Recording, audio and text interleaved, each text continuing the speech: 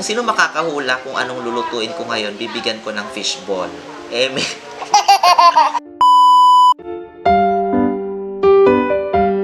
Una ay gawa muna tayo ng sauce. Ayan. So, balatan muna natin yung sibuyas.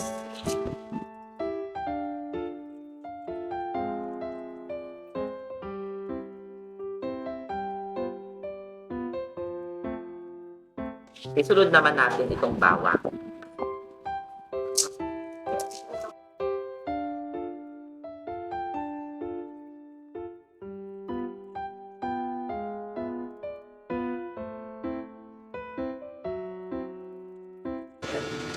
Painitin muna natin ng konti yung kasirola. And then, lalagyan natin yung 2 cups of water.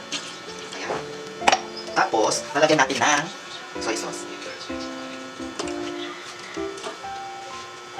Yan, dapat ang lang. And then, lagyan natin ng brown sugar. And then, lagyan natin ng halina. 2 teaspoons lang ng halina. Ayan. And then, kasaluluin natin ang sanda.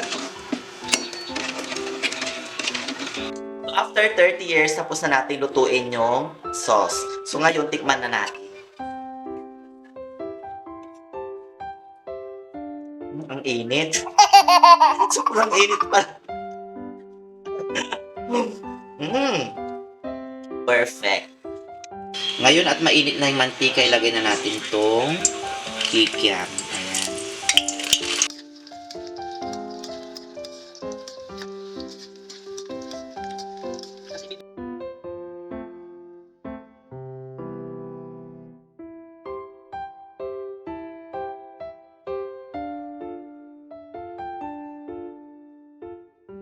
So ngayon, titikman na natin yung niluto naming fishball at kikiam with sauce. O, diba? First time. Ba't walang fishball? Kaya natin fishball. Diba? So ngayon, ito naman yung diba? Diba? Sarap. Actually, maanghang na siya dahil sa paminta. Kahit hindi kami naglagay ng sili, maanghang na siya. Paminta daw guys. Paminta.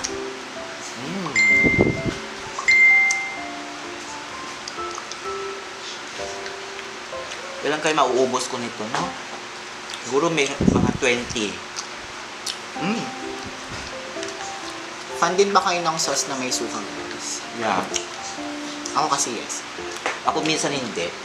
Bakit? Nilalagyan ko lang siya ng ng sauce. Ayaw ko ng suka. Baka kasi yung lasa. Pero minsan masarap din.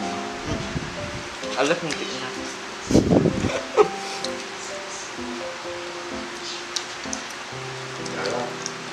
Diba ang sarap? Masarap. Yummy. Pero grabe yung inflation mo guys. Oo. Dati yung fishball piso dalawa. Ngayon, Ngayon, 5 piso 8. Oo. Ibang mahal. Tapos yung kikiam ata. Dati piso isa ngayon. 4-5. No elementary nga kami, parang salapi, parang 50 cents. Ngayon, piso isa. Hindi. 3-5. Hindi naman. Yung fishball ba? Yung fishball. 3-5. Hindi. Ano? 5 piso 8. 5 piso 8. So parang, Walang piraso.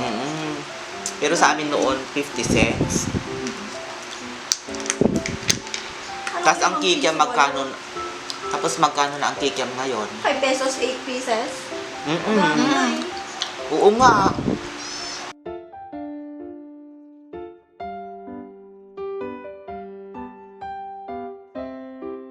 So that ends our mukbang series. Until next time, bye!